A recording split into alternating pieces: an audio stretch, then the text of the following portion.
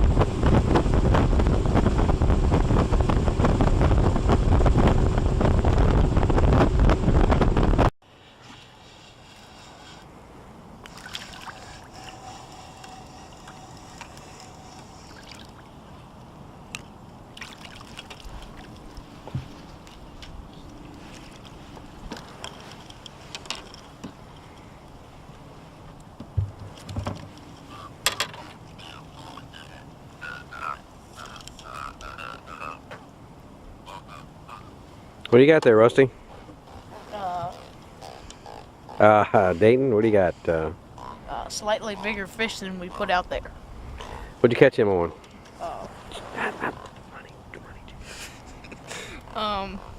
Piece of rubber. It's right, the money jig. Yeah, that. What was it? A money jig. Apparently. Ah, okay. Yeah, that's your go-to bait, isn't it? Sure. Yeah, that's what I was thinking. Well, the money jig catches everything that swims. It's almost about like fish stock. Need a little help? I don't know.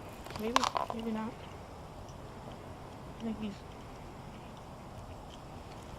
This is painful for the fish. Yeah, it's painful to watch. Painful for this inferior species. Inferior species? Mm-hmm. And we got to get you a tap-out hat. Here, can you get this hook out of this fish's mouth? Sure. Please. You got him? Yeah. There we go.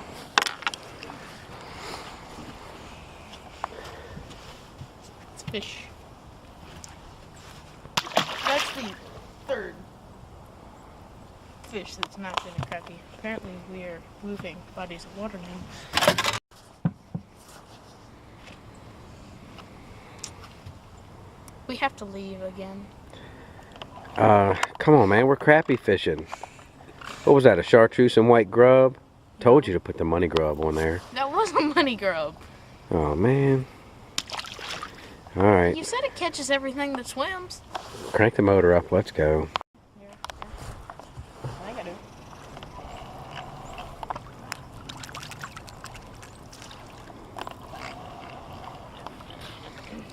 What is it? Bring it up. An inferior species. A what? Inferior species. Oh, man. We're going to run out of boats. Guess we got to go to Lake Anna now. Great.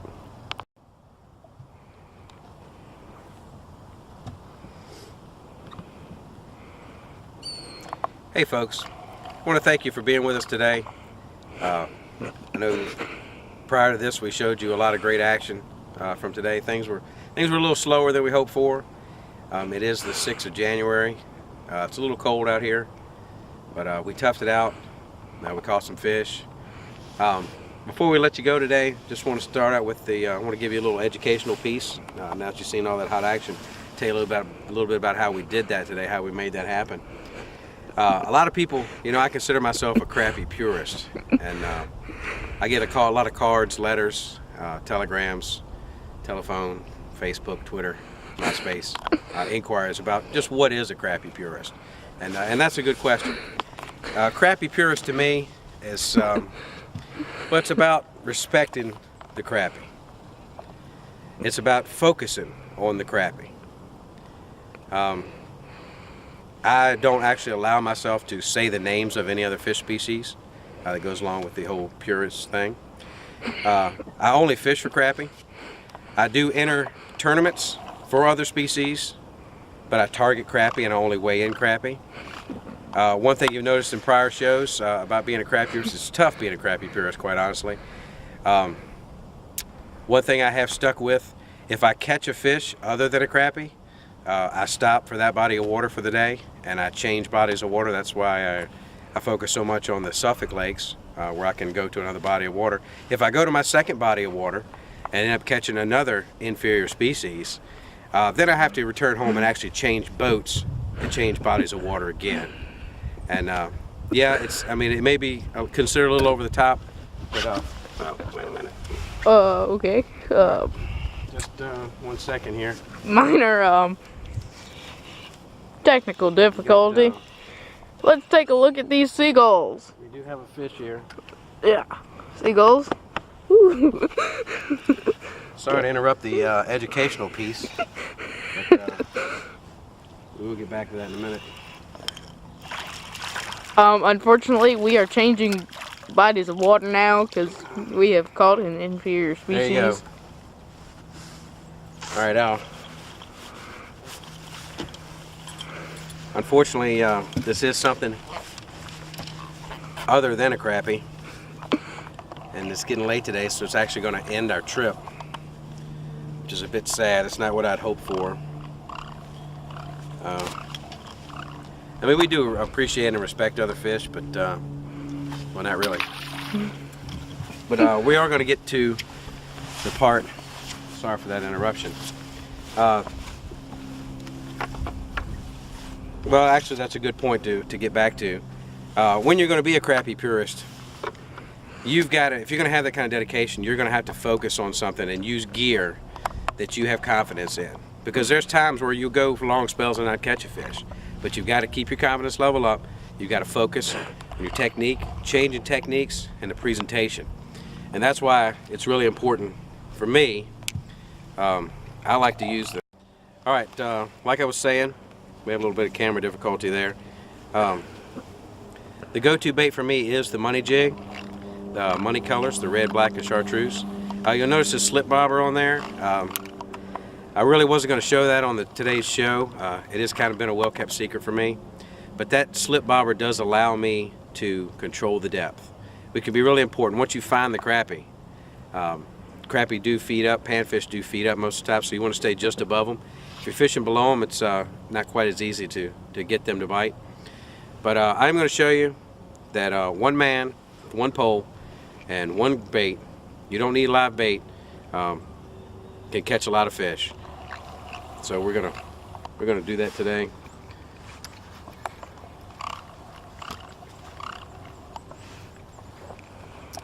I'm gonna show you just how I do it with the money jig.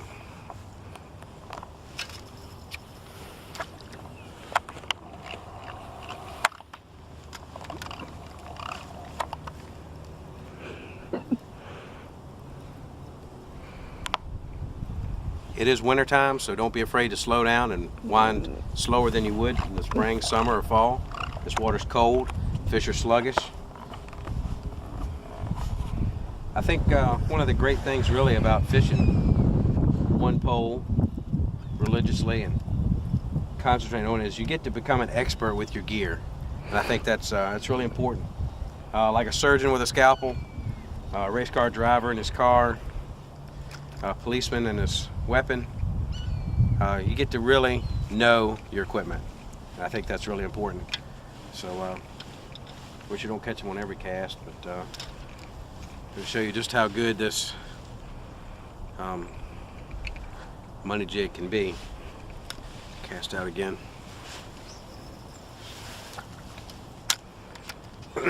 Sometimes you want to let it settle.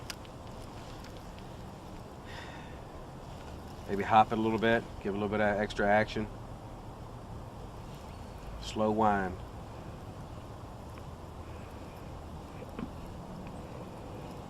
You know, I've been doing this a long time, and well, nothing takes the place of experience.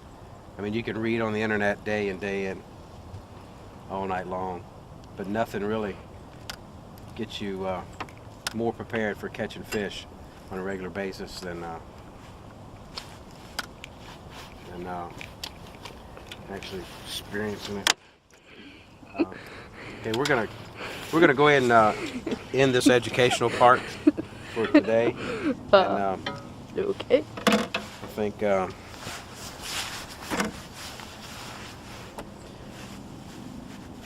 just to say, it's really important to keep your focus. Get out as often as you can. I like to fish at least one day every weekend. I pride myself on that. Weather, not a big deal. Buy the right gear, the right clothing that can keep you warm or cool or dry and comfortable. When you're comfortable, you're going to stay out and you're going to fish a lot longer. And include your family. I mean, this is a big part of your life. If you're going to spend time out here, you have two choices. It can be away from your family, or your family can be with you. Today, I'm lucky enough to have my son with me, and I think he's had a pretty good day. You had a pretty good day, Rusty? Sorry, Dayton. I've got my son Dayton with me today.